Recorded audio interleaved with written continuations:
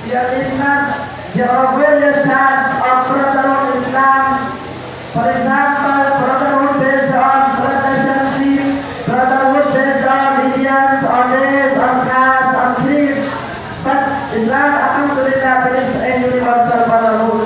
Dear audience, the importance of brotherhood in Islam cannot be overlooked. There are many hadiths that lead to the fact that Muslims are a single united body, is responsible for the other.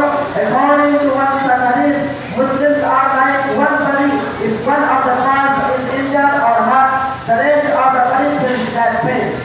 The brotherhood of Muslims is very deep and wide concept, and the well-being of the Islamic society at large. Islam being a complete way of life is primarily for the society. It promotes a healthy and a well-disciplined lifestyle in which